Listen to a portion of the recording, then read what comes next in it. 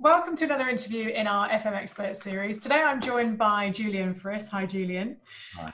Julian is the Managing Director and Principal Consultant at Neller Davies Ltd. And Julian, you're going to talk to us about how COVID has affected FM and catering, and also the importance of trust and collaboration to help us move forward through this difficult time. So I'm going to hand over to you. Thanks, Julian. So where I'm going to start is actually look at the average economic profit by industry pre and post COVID. Okay. And we're looking at the position between 2018 and post 2020. And we see in the top 6 industries, which are predominantly pharma, biotech, or just tech, people like Google and Amazon and so forth, how they are less reliant on legacy organizational constructs and or they're engaged in finding a vaccine or something like that, that they have zoomed ahead. Right. And they were before, but suddenly through COVID, suddenly we had to do everything differently. And where things were taking 2 years to come to market, were rolled out in 2 to 3 weeks. We've seen in catering, payment systems which were being considered just implemented and very successfully and hitting the ground running. Yeah. And right across the board, we've seen that happening. If I sort of jump to the low end, we see these highly regulated organisations, banks or energy sector or so forth, which, they're kind of constrained and, they're stuck down a predefined restrictive process. So consequently, they're not doing so well. And as we read in the press, their profitability is not good. And that's not good for FM or catering, because that is, a key ground for us to get business, develop relationships, and so on and so forth. In the middle, so these are the people or the organisations that are very much affected by the top and the bottom. And hospitality, facilities management are kind of there. They can move up or they can move down. So actually, I would say we're in a fantastic position to be able to influence the game.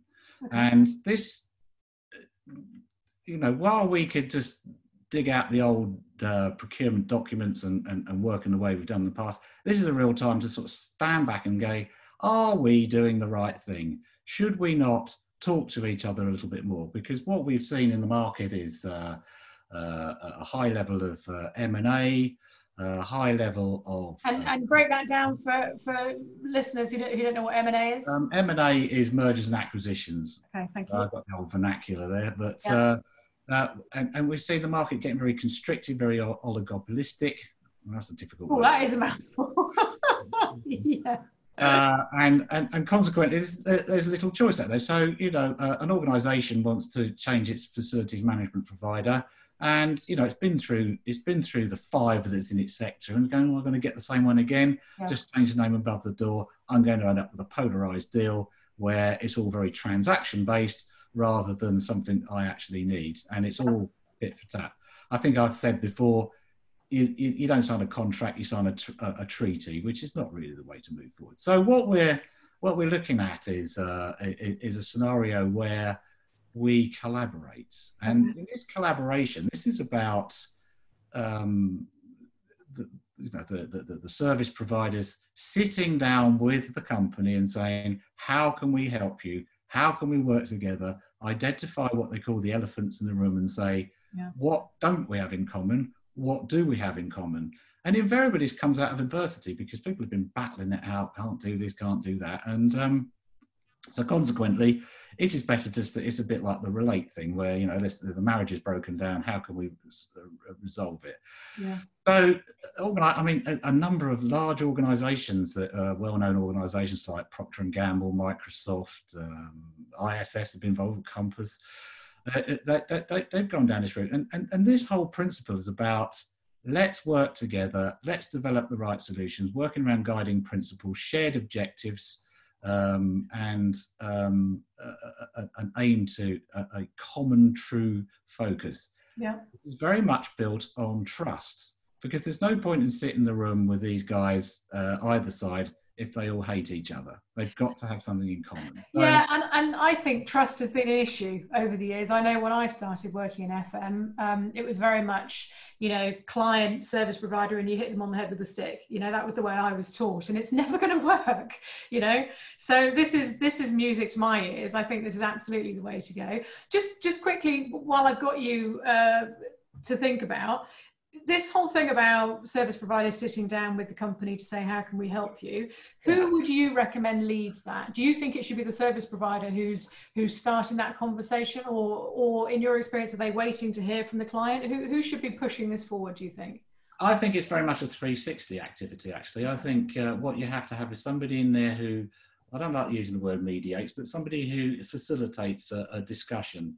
Because it's about working out what people have got in, and some of that's just the old, as you know, it's just, you know, getting the whiteboard up and drawing some things out, what we've got in common, what we haven't, and then working them through. I mean, I've been in tough contract situations in the past, both as a consultant and an operator, where, you know, you've had two adverse situations. It's just communication, engagement, understanding, giving examples, and looking at different methodologies that can help you, and there are a few out there. So, and I think it's just getting that, and you'll know fairly soon on in those kind of discussions if it's going to work or not. We've been involved in quite a few dialogue discussions. I mean, and we're talking about, particularly in healthcare, you know, you've got clinicians, you've got engineers, you've got infection control people, that kind of stuff. Trying to get them all in a room to discuss the same is quite difficult, but you can do it. You can do it, but you have to be. And I think a third party, and that's the kind of thing we do, I guess,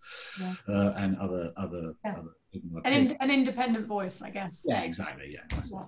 Yeah. So it's and one of the concepts we come across is vested, which there's quite a lot of material online if people want to look at that. And it just gives you an idea of how you can do it. Move away from this territorial siloed situation. And my final point really is that this is about, instead of having this transaction-based type arrangement where I get paid for everything I do, which then pushes the risk back potentially to the client, this is about the service provider gets paid on innovation. So if they bring something new to the party, a better process, whatever that might be, that the company benefits, then they get, you know, they receive extra margin on that. And how good's that? You know, instead of that, I'm just going to put out what's in the tender and less if I can get away with it, as opposed to something that's really meaningful. Because where it's done, and evidence suggests that operating costs can be at least 40% lower than they would be under a sort of a traditional transactional type contract. And one little nugget is that McDonald's, maybe you might not know this, they have no contracts between their main suppliers. And they've been going 50 to 60 years because they know they are big enough to control the game. They know that they've got 4 or 5, say, fries suppliers around the world who all work together, produce the same product. Where one fry supplier comes up with an innovation, so I'm going to do them this way because they fry quicker. And don't get me onto the obesity things at the moment. But the principle is that they share their IP with the other 5 suppliers. But what they do, they sign an agreement not to share it with Burger King or KFC. All right. So how good's that? That even if you've got multiple suppliers, they're all in the room together. Yeah, and I think you know, there's been frustration, I'm sure, over decades from service providers who have got what they think are fantastic ideas and they want to put to the client, and the client doesn't want to change the status quo. We know what works. And I think, like you started off, now is the time to be brave. Now is the time to, you said, stand back and assess, are we doing the right thing? And I think service partners maybe who are listening to this, who've tried pushing things in the past and suggesting things in the past, go again, because now is the time to kind of mix it up and throw things back in the air, isn't it? Yeah, fantastic. I love that. You've got to be brave and do stuff, but I tell you what, the rewards would be fantastic, I think. Yeah, what a perfect note to finish on, Julian. That was brilliant. Thank you for that, and I hope that gets people thinking a bit and stepping up. You know, let's hope that's a call to action. Yeah, I hope so. Yeah, yeah, absolutely. Thanks, Julian. Thanks for your time. Thank you.